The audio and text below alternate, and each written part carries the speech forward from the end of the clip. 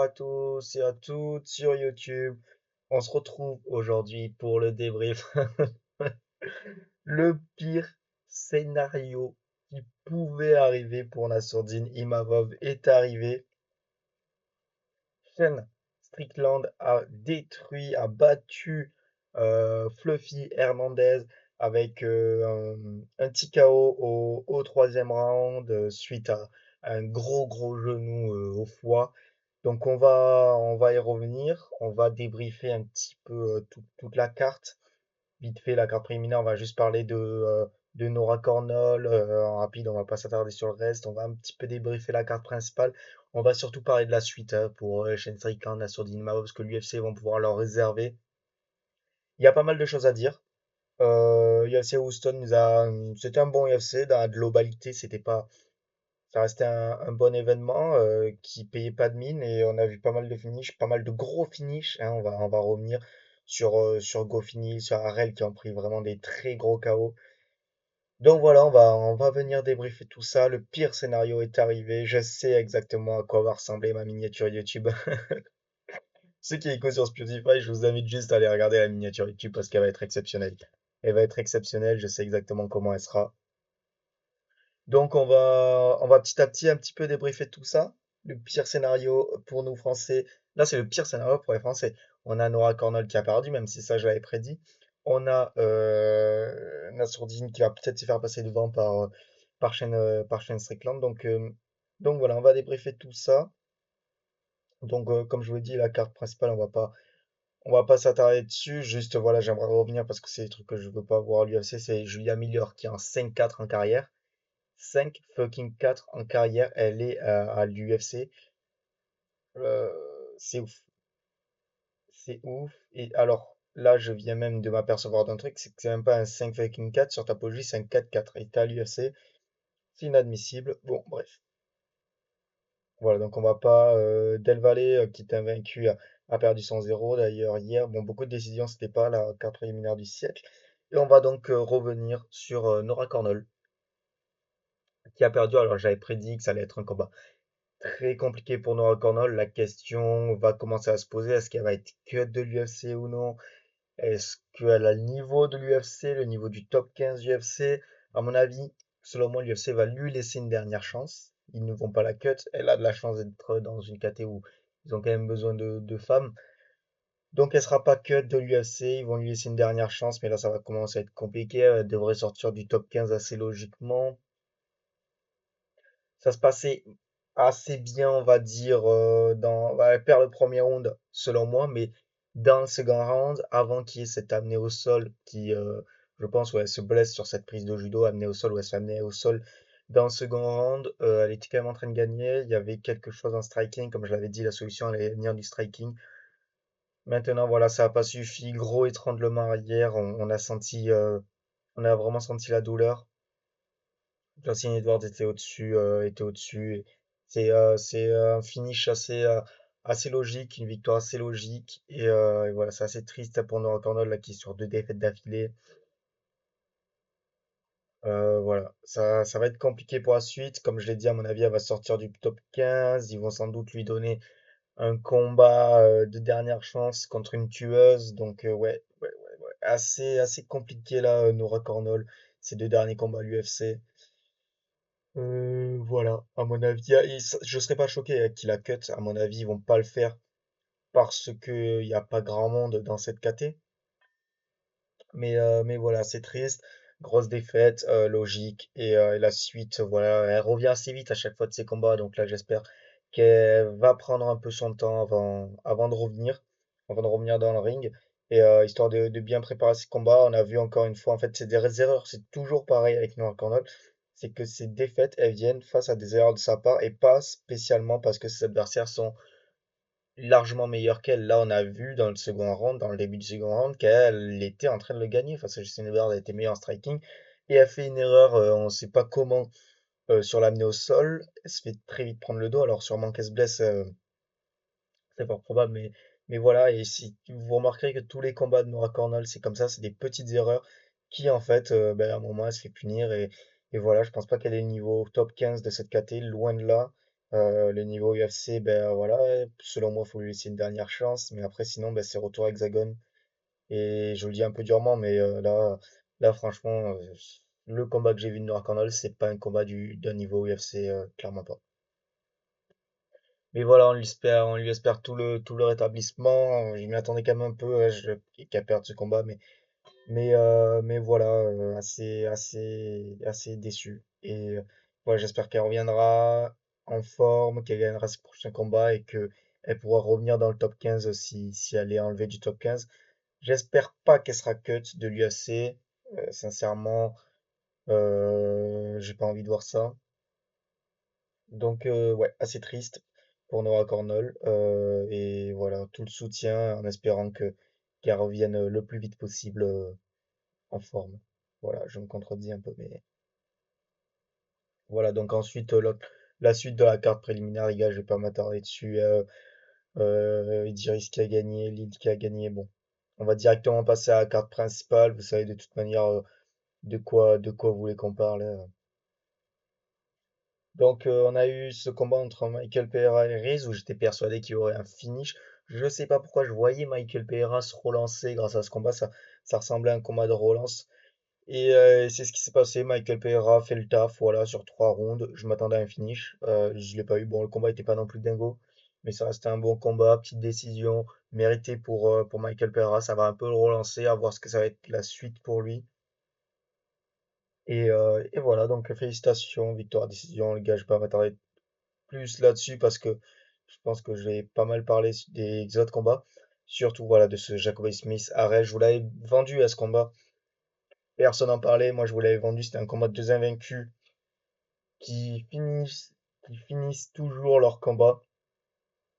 Et là, ça n'a pas manqué. Jacob Smith qui a mis un gros KO sur Harrell. Et Harrell était très clairement perdu. Ils ont essayé.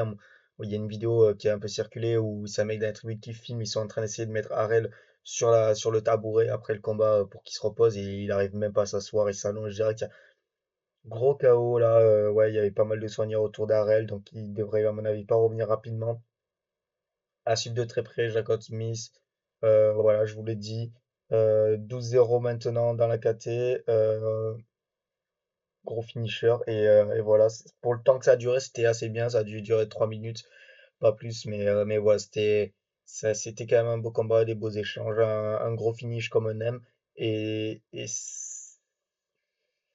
là, déjà, ça a bien ouvert la carte et après une carte bien soporifique, une carte prime bien soporifique. C'est cool de voir un combat comme ça pour le temps que ça a duré, parce que ça n'a pas duré longtemps, hein, ça s'est fini au premier round. Mais voilà, Jacob Smith, combattant à suivre de très très près, les gars, je vous le dis, même Arel, bon, même s'il a perdu, à suivre quand même de près. Et ensuite, à ça, on a eu donc le combat qui était assez attendu chez les poids lourds. Ante Delira contre Spivak, personne pensait que ça allait finir à la décision, les amis, mais si, ça a fini à la décision, c'est assez dingue. Euh, Delira a perdu. Donc là, en fait, on peut se poser la question du réel niveau de Delira. Est-ce que vraiment... On nous a vendu, en fait, Ante Delira comme un mec qui allait relancer la KT. Ok, c'est bien, il a rejoint l'UFC, c'est cool. Il va bien pouvoir relancer la KT poids lourd, c'est dynamique et tout. Tu te fais mettre KO par Acosta, par Waldo Acosta, et là tu te fais défoncer par Sergei Spivak. C'est quoi le problème? Enfin, je sais pas, c'est normal, mec. Au bout d'un moment, donc là, on est en train de se dire petit à petit, est-ce que ce mec a réellement le niveau UFC? Parce qu'il faut quand même souligner qu'à l'époque, bon, alors là je vais ressortir des doses, je pense que je vais dire un truc, personne n'est au courant, mais il avait perdu contre Tibura à l'époque, alors c'était, je sais plus si ça devait être au M1 ou je ne sais pas. Mais voilà, donc la Delira, moi j'y croyais après sa victoire contre Tibura. Finalement, bon ben peut-être que ouais. C'est compliqué. Là, je sais pas du tout à quoi m'attendre. Ce mec-là, est-ce que on y a peut-être surcoté. Oui, le niveau UFC, en vrai, je vais pas commencer à dire, ouais, finalement, il a pas du tout le niveau UFC. Oui, là, le niveau UFC, il est quand même tombé sur un Sergei Spivak qui est un mec très, très chaud. Hein, Ses dernières défaites, c'est contre Waldo Acosta, qui est le nouveau mec chaud de la KT. Contre Gelson Almeida, bon voilà, ça c'était plutôt assez cocasse. Contre Cyril Gane, mais sinon c'est quand même un mec qui gagne contre des Derrick Lewis, contre des Martin Sibura. Donc c'est pas n'importe qui. Voilà, faut pas spécialement enterrer Spivak. Mais voilà, pour Delira, ça va commencer à être assez compliqué. Je sais pas là. Il a de la chance d'avoir de la hype derrière lui, et ça va pas s'arrêter même avec cette défaite. Mais je pense que c'est un peu. Personne ne s'attendait à ça. Même moi, je voyais clairement Delira détruire Spivak. Finalement, voilà, bravo à Sergei Spivak. Et à voir ce que ça va être la suite pour un Ted Delira. Franchement, les gars de la KT, alors je vais me mettre le classement sous les yeux. Ils vont lui donner un top 15, hein. Je vais partir du principe qu'ils lui donneront un top 15 parce qu'il a la hype et alors, si je tape juste UFC, une seconde les gars, je vais sur Google. Ils vont lui donner quand même un top 15 dans cette KT parce qu'il a de la hype, parce qu'il n'y a pas non plus grand monde dans la KT. Il y a 44 combattants dans la KT. Donc déjà, quasiment la moitié sont dans le top 15. Ante Delira, qui devrait tomber en dehors du top 10. Ah, Tyson Texera. Ah, ça serait pas délirant. Delira contre Texera, moi je signe. Franchement, ah, ou Walter Walker, qui est sur 4 victoires d'affilée à l'UFC. Ouais, mais là, ils vont lui donner un gros combat, je pense, à Walker, au-delà du top 10. Ouais, ouais, ouais, ouais, ouais. Non, non, mais franchement, je signe. Le Texiera Delira, comme ça, on sort une nouvelle star et puis on n'en parle plus. Ouais, ok, ça serait pas mal, voilà, pour un Delira. Je signe de suite. Donc voilà, voilà, c'est tout ce que j'avais à dire là-dessus. On va passer, là aussi, on va être assez rapide sur Manuel Elkiez Costa, qui a battu Dan Haig, assez logique, les gars. Dan Haig, il a beaucoup de combats, on est plus proche de la fin que du début, c'est un vétéran. Bon, dommage que ça soit, moi je suis à fond, je kiffe Dan Haig, les gars, vous le savez, mais dommage, à 4 secondes près, Dan Haig, il passait au round suivant. Bon, voilà, victoire méritée pour Maniel Kies, qui aura une chance à affronter un top 15, voire même un top 10, parce que là, il est sur beaucoup de victoires d'affilée. Il a la hype, il fait des finishes, donc on est sur peut-être une nouvelle star pour l'UFC, petit à petit, qui a commencé à se faire. Manuel Costa, il avait gagné contre Morgan Charrier lors de son dernier combat au premier round avec un gros KO. Là, il met un bon petit KO face à Dan Haig. Voilà les gars, je vais pas m'attarder dessus. Au fond, même si je kiffe Dan High, je m'attendais un petit peu à ça de la part de Manuel Chiez. Maintenant, voilà, je vois un peu des difficultés dans les déplacements, dans les trucs. Donc, à voir ce que ça a donné face à des plus gros noms, des mecs plus en forme, plus jeunes. Mais voilà, assez. Voilà, les amis, c'est intrigué de voir ce que va nous proposer Manuel Chiez. J'aurais bien aimé voir sa topologie pour. C'est ouf. C'est ouf comment topologie n'est plus du tout mis en avant sur Google. Pour voir son âge en fait. 29 ans, ouais. Voilà, donc 29 ans, c'est encore jeune, il va arriver dans son prime là bientôt. Donc voilà, là je peux m'attarder dessus, les amis. Manuel Esquiza a fait le taf, il a gagné par KO et un top 15 pour lui, voilà, logique. Ensuite, les amis, on a eu le droit à un Goffin contre Medic. Wow, je m'attendais pas. J'avais parié sur Goffnil. J'étais persuadé que Goffnil allait gagner. J'étais persuadé en fait que Goffnil allait gagner au premier round. Et c'est Medic qui regagne encore une fois avec un finish gros. Gros, gros, gros finish. Là, franchement, Goffnil il est tombé sec. Et ça fait 2 fois qu'il tombe sec. Parce que juste avant, c'est le coup de coude retourné contre Carlos Prates. Voilà, pardon. Donc, le gros coup de coude retourné contre Carlos Prates. Là, c'est un gros bras arrière, je crois, contre Medic. Violentissime. Deux gros KO d'affilée. Là, ça va commencer. Là, il a perdu de l'espérance de vie, Goffin. Sincèrement, là, il a perdu pas mal d'expérience de vie. 2 KO au premier rang, 2 gros KO. Ouais, ça se complique, hein. Ça se complique. Medic, attention à suivre parce que là, ils vont sans doute lui donner 3 victoires de suite. Ils vont lui donner un top 10 très prochainement. Donc, déjà, dans cette KT qui est pour moi actuellement la KT la plus relevée de l'UFC, voilà, la KT Saint Makhachev, pour ceux qui savent pas. Et ben, on a un nouveau problème qui arrive, il s'appelle Medic. Donc, co- comme s'il n'y en avait pas assez des problèmes dans cette caté, là, il y en a un nouveau qui arrive. Donc, voilà, c'est un gros chaos. Goffnil, là, ça y est, s'il vous plaît, ne me le mettez pas dans la cage pendant un an, là, qui revienne en février prochain, janvier prochain. Et avoir la Medic qui a gagné en moins d'une minute, ou un peu plus d'une minute, je sais plus, mais voilà, c'était très rapide. Il va pouvoir revenir assez vite. Pourquoi pas un petit combat contre Shane Brady? Je serais pas. Ouais, ça peut être bien. Tu lui mets un gros nom, enfin un mec en tout cas qui est bien installé dans le top 10, qui a déjà eu à faire des gros combats. Comme Medic, ça peut être assez intéressant de voir un peu comme ça, on verra un peu ce qu'il vaut face à des mecs assez chauds. Et voilà, les amis. Suite à ça, on a eu donc le main event, 15 minutes de podcast. Pour en arriver là, Shane Strickland a détruit Fluffy Hernandez, Anthony Hernandez. Je pense que là, il y a un certain Jordi Mauve qui est dégoûté. Parce qu'il sait très bien ce qui va se passer, ce que l'UFC vont faire. On va débriefer le combat, puis après on va parler de la suite. Donc, premier round, Shank Strickland fait le taf. Second round, Shank Strickland fait le taf. À la limite, j'aurais pas été choqué, j'ai pas vu ce que les juges ont mis. Je serais pas spécialement choqué si on donnait le premier round à Fluffy Hernandez. Mais pour moi, là, tu donnes les deux rounds à Shane Strickland, je suis pas choqué. Voilà, il y a un round partout. Bon, après, j'étais un peu fatigué quand même, il était 4 heures du mat. Et allez, il y a un round partout pour moi au moment du troisième round. Strickland fait pas spécialement du Strickland, c'est divertissant. Alors on sent que Hernandez avait un game plan, c'était de mettre de l'intensité, ok, c'était une bonne idée. On a ce gros genou au corps au troisième round qui arrive, qui rentre parfaitement pour en avoir pris un il n'y a pas si longtemps que ça, entraînement.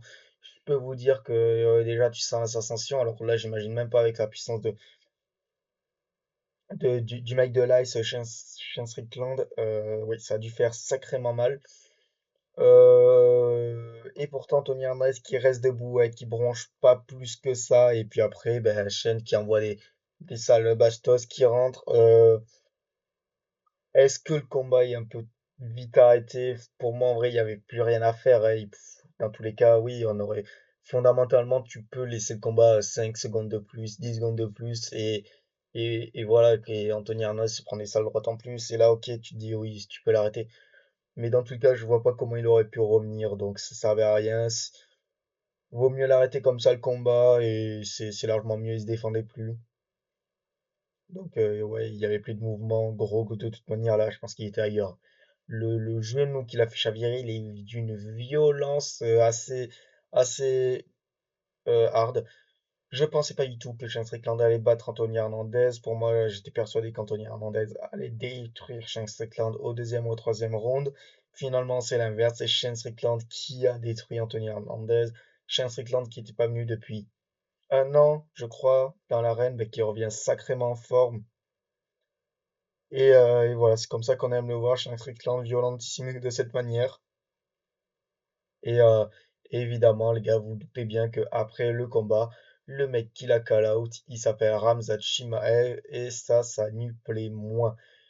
Donc le pire scénario est arrivé, Shane Strickland gagne avec un finish contre Anthony Hernandez. Donc Shane Strickland reste dans les discussions, dans les top 3, les top 5 de la KT. Il prend le micro, il call out Ramzat Chimaev. Évidemment que Ramzat Chimaev qui fait que fuir un certain Imao, eh ben, il aurait dû répondre. Là, ça va être compliqué. Je suis persuadé, mais persuadé que l'UFC vont faire ce combat. Strickland Shimaev. En plus, Dana White a dit que Shimaev n'allait pas monter. Euh, ouais, c'est assez compliqué. Assez compliqué. Alors, la chance que Nassourdine peut avoir, c'est les dernières déclarations de Sean Strickland, qui parlait de la Maison Blanche et qui a quand même dit que c'était toute une bande de liste d'Epstein. Donc, ouais, un peu accusé comme ça, la liste d'Epstein et tout. Ça peut ne pas plaire aux investisseurs de Paramount. Forcément, les gars, c'est des milliardaires. Ça peut ne pas plaire à Dana White, même si c'est plus trop Dana White qui a le contrôle, mais Hunter Campbell. Voilà, ça peut ne pas plaire à Donald Trump, forcément, donc à toute la loge. Voilà. Bon, bref, ça, c'est pas le sujet. Donc, ces dernières déclats peuvent finalement un peu fermer des portes à Shane Strickland, comme ça a été, comme les gars, ça a déjà été fermé à des combattants, et je pense à Bruce Mitchell. Donc voilà, ça peut être la chance qu'on puisse avoir un Nassourdine Imavov contre Ramzat Chimaev, mais là, les amis, je serais pas choqué en fait. C'est ça le pire.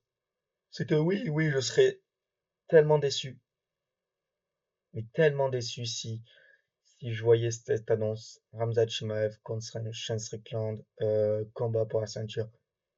Je serais anéanti, mais en fait, je serais pas choqué de l'UFC parce que maintenant, l'UFC, ce qu'ils veulent, c'est juste faire du chiffre. Et oui, oui, un Ramzat Chimaev contre Shane Strickland, ben, ça va faire parler, ça va faire énormément d'argent. Voilà, et en fait, c'est le combat qui va faire gagner le plus d'argent à l'UFC. Comme Imavov Ramzat, ça va moins faire gagner de l'argent. Ben, c'est comme ça, les amis, c'est le jeu. C'est malheureusement le jeu. Alors, je crois qu'il y a eu quand même des déclarations. Euh, est-ce qu'il a répondu, oui, Ramzat Chimaev a répondu, Habibi, calme-toi, j'ai détruit le gars qui t'a battu 2 fois, salope américaine. Donc déjà, en fait, ça commence à trash talk, et ça, c'est mauvais. Ça, c'est mauvais, ça commence à trash talk. Alors, il est en train de dire quand même qu'il ne veut pas de Shane Strickland parce qu'il a battu Dricus du Plessis, qu'il a battu 2 fois. Mais bon, ouais, ça ne le fait pas. On est quasiment sûr que maintenant, avec les déclats de Dana, que Ramzat va défendre sa ceinture. Imavov va tweeter mon rêve, amenez-moi le clown pour la couronne. Donc Imavov se pose là. Oui, c'est si Ramzat se monte ou s'il y a une ceinture intérimaire, il y aura Shane Strickland, Imavov. Bon. Limite, en fait, ça serait mérité, tu vois. Euh, voilà, Shane Strickland qui répond suite à ça. Je suis déjà passé à autre chose, j'étais déjà battu, relax. Soit tu obtiens la ceinture, soit c'est moi. Si tu la prends, je te la reprends. Si je la prends, tu perdras contre moi. Donc en gros, quand même, à cette date-là, James Strickland, il dit que il serait pas non plus spécialement choqué si Imao avait une chance à la ceinture. C'est le film que j'aimerais être, ça c'est autre chose. Bruce Buffer qui envisage de partir, bref, ça va arriver ça. Après, James Strickland qui dit, vous voulez voir le dernier américain de ce sport défoncer Ramzat? Je ramène une putain de chèvre pour le distraire. Bon, je comprends à moitié. Et le micro a été coupé. Bref. Donc oui, hein, Pessin, c'est vrai qu'il souligne ça aussi, qu'il est américain, qu'il n'y a aucun champion américain, qu'il n'y a aucun champion américain aussi qui est en passe d'avoir une chance à la ceinture. Alors je vais juste me remettre sur les classements UFC, super que j'ai enlevé de sous mes yeux, mais attends, mais oui, ça c'est fou. C'est que je crois en fait que Shane Strickland, il y a aucun champion américain actuellement dans une orga américaine. Qu'on soit chez les poids mouches, il n'y a aucun américain, Brandon Royval a perdu, il n'aura pas une chance. Chez les poids coqs, Shandagen a perdu, il n'aura pas une chance. Shannon O'Malley, je pense pas qu'il aura une chance au titre. On aura une revanche entre Petre et David Levy. Chez les poids plumes, John Sterling est détesté, donc il aura pas une chance. Chez les poids légers, ah si, pardonnez-moi, Justin Gaethje est là. Justin Gaethje, indirectement, peut nous aider à avoir une chance au titre pour Imavov. Les gars, je vous jure que indirectement, si Paddy Pimblett avait gagné la ceinture intérimaire, ben, je pense que Shane Strickland aurait eu plus facilement ce combat face à Ramzat en tant qu'Américain. Ok, c'est vrai, il y a Justin Gaethje qui a une ceinture, mais intérimaire, qui ne va pas garder. Tout le monde sait que Tupolev va le tuer. Chez les poids mi-moyens, bon, bah là, il n'y en a aucun. Shane Brady est très loin, Buntley est très loin, Goffin, il vient de perdre. Donc, compliqué. Et donc là, on se retrouve chez les poids moyens, où il y a Brandon Allen, mais Brandon Allen n'est pas très apprécié par l'UFC, et où il y a Anthony Hernandez qui a perdu, Shane Strickland qui a gagné. Chez les poids mi-lourds, bon, on a Khalil Rountree, que moi j'adore, mais qui est un peu loin. Et chez les poids lourds, alors là, bon, c'est Curtis Blade. Bon, voilà, les amis, on va pas s'attarder là-dessus. Donc oui, en soi, c'est l'Américain le plus proche d'une ceinture, Sean Strickland, à l'UFC, en dehors de Justin Gaethje. Sean Strickland est l'Américain le plus proche d'une ceinture en dehors de Justin Gaethje. Euh, ouais, c'est chaud. Vu comme ça, c'est sûr que ça complique, ça referme les taux. Donc j'ai très très peur que Sean Strickland passe devant Nassourdine Imavov dans ce combat pour la ceinture contre Hamza Chimaev. Donc on va voir un petit peu comment ça se passe pour la suite. Les amis, là, je vais terminer le podcast. UFC Houston, donc Sean Strickland contre Anthony Hernandez. Gros TKO de Sean Strickland au troisième round, victoire largement méritée. Très bon UFC, très bonne carte principale dans la globalité. Dommage, voilà, Nora Cornell qui a perdu, assez déçu. Voilà, c'est triste. J'espère qu'elle sera pas que de l'UFC, les amis. Je vais essayer de vous faire une petite vidéo dans la semaine. Le prochain UFC me hype pas spécialement, donc je sais pas si je vais vous faire spécialement une preview en débrief. Donc voilà, les amis. On se retrouve très prochainement. N'hésitez pas à mettre un petit commentaire, un petit like. Et voilà, les amis. On se retrouve très prochainement. UFC Houston, très bonne carte. Shane Strickland a gagné, Noah Cornell a perdu, Goffini l'a perdu. Les amis, on se retrouve très vite. À la prochaine. Voilà, portez-vous bien. Et ciao. Voilà, la même chose pour YouTube, les amis. Ciao. N'hésitez pas à vous abonner à la chaîne YouTube, à lâcher un like. Et voilà, mettre un petit commentaire. Allez, les amis, au revoir, bye.